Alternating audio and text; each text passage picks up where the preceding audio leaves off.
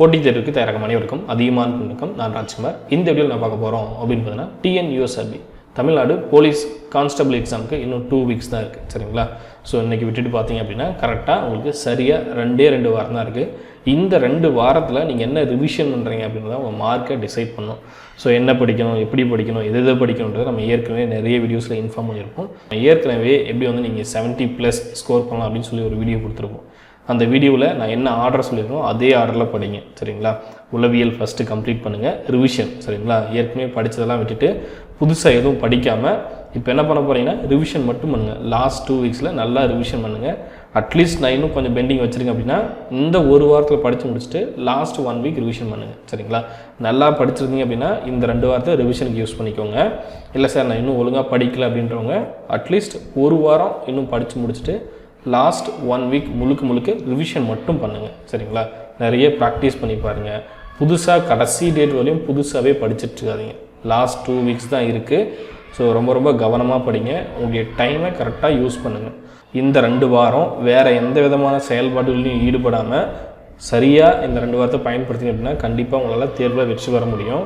TNPSC compare பண்ணும்போது TNUSRB police constable exam உங்களுக்கு ரொம்ப எளிமையாக இருக்கும். ஒன்லைன் கொஷின் தான் கேட்பாங்க. ரொம்ப சிம்பிள் வினாக்கள் தான் கேட்பாங்க. 6லேருந்து 10 வரையும் படித்தா போதும். நம்ம ஏற்கனவே சொல்லியிருப்போம். இப்போ அஃபிஷியல் ஸ்டேட்மெண்ட்டாகவே அவங்க 8, 9, 10 இதில் வந்து அதிகமான வினாக்கள் கேட்கப்படும் அப்படின்னே சொல்லிட்டாங்க. ஆல்ரெடி எந்த ஆர்டரில் படிக்கணும்னு சொல்லியிருப்போம்.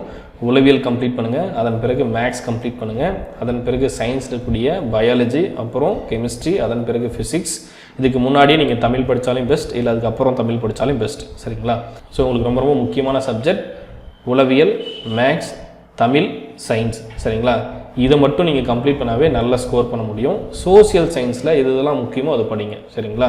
அதே போல் நான் இப்போ சொன்ன சயின்ஸ்லையும் சரி தமிழ்லையும் சரி ரொம்ப டீப்பாலாம் நீங்கள் படிக்க தேவையில்லை. அதுலேயும் ஒன்லைன் கொஷின், பேசிக் கொஷின், ஏற்கனவே ப்ரீவியஸ் இயர் கொஷின் பேப்பரில் என்ன கேட்டிருக்காங்களோ, என்ன மாடலில் கேட்டிருக்காங்களோ அந்த லெவலில் நீங்கள் படித்தா போதும். நான் கூற்று காரணம் மாதிரி ரொம்ப பெரிய சென்டென்ஸ் மாதிரி இருக்கக்கூடிய கொஷின், ரொம்ப டீப்பாக இருக்கக்கூடிய மேற்கோள்கள்லாம் நான் படிக்கிறேன் அப்படின்னு இல்லாமல் பேசிக்காக வேற்றுமை உறுப்பு எத்தனை வகைப்படும், இந்த மாதிரியான வினாக்கள் உங்களுக்கு வந்து ப்ரீவியஸ் இயர் கொஷின் பேப்பரில் கேட்டிருப்பாங்க. ஸோ இதெல்லாம் உங்களால் ஈஸியாக கம்ப்ளீட் பண்ண முடியுமோ அதை கம்ப்ளீட் பண்ணிவிடுங்க. சோசியல் சயின்ஸில் உங்களுக்கு எக்கனாமிக்ஸ் அதே போல் பாலிட்டி சிலபஸ் இல்லைனாலையும் அதில் 1 or 2 கொஷின் பேசிக் கொஷின் கேட்குறாங்க. அதையும் கவர் பண்ணிக்கோங்க. புக் பேக் படிங்க, போதுமானது. நான் இன்னும் படிக்கவே இல்லை சார், நான் எது படிக்கிறது அப்படின்னு கேட்டிங்கன்னா புக் பேக் கொஷின் படிங்க. சரிங்களா? 8, 9, 10 இதுக்கான book back question first science முடிச்சுட்டு அதன் பிறகு 8, 9, 10 இதற்கான புக் பேக் கொஷினாவது படிங்க. சரிங்களா? உளவியல், மேக்ஸ், தமிழ், சயின்ஸ் இருக்கக்கூடிய புக் பேக் கொஷினை மிஸ் பண்ணிடாதீங்க. சோசியல் சயின்ஸில் பாலிட்டி இல்லை சார், எக்கனாமிக்ஸ் இல்லை சார் அப்படின்ட்டு படிக்காமல் விட்டுறாதீங்க. நான் புக் பேக்கில் ஆல்ரெடி படித்து முடிச்சிட்டேன் சார், வேறு என்ன படிக்கிறதுன்னு கேட்டால் நம்ம ஏற்கனவே சொன்ன மாதிரியே ரொம்ப இம்பார்ட்டன்ட் லைன்ஸ் அதே போல் இம்பார்ட்டன்ட் டேட்டா புக்கில் என்னென்ன கொடுத்துருக்காங்க அதை படிச்சுட்டு பாக்ஸ் டைப் மேலும் அறிந்து கொள்ளும் தெரிந்து கொள்ளும் இந்த மாதிரி கொடுத்துருப்பாங்க, அதை படிங்க, போதுமானது. இது வரையும் ப்ரீவியஸ் இயர் கொஷின் பேப்பரை பார்க்கல அப்படின்னா தயவு செஞ்சு ப்ரீவியஸ் இயர் கொஷின் பேப்பர் எடுத்து படிங்க.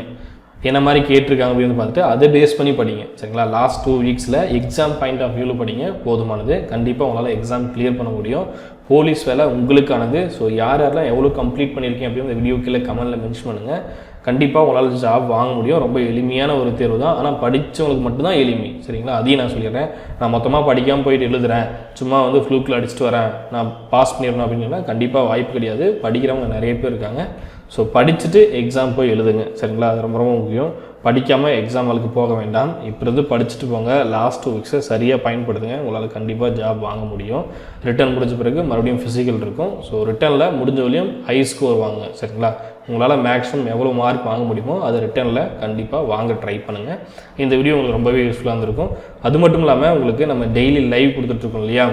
உங்களுக்கு பிசி எக்ஸாமுக்கு டெய்லி நம்ம மினிமம் ஒரு 3 லைவ்ஸ் கொடுத்துட்ருக்கோம். சரிங்களா? மதியம் 12 மணிக்கு ஒன்று, நைட்டு 8 மணிக்கு ஒன்று, அதே போல் நைட்டு 9 மணிக்கு ஒன்று, 3 லைவ் நம்ம கொடுத்துட்ருக்கோம். ஸோ அந்த லைவை ஃபாலோ பண்ணிட்டு வாங்க. சயின்ஸு அதே போல் கெமிஸ்ட்ரி, தமிழ், உளவியல், மேக்ஸ் எல்லா விதமான லைவும் நம்ம ப்ரீவியஸாக நிறைய லைவ் கொடுத்துருக்கோம்.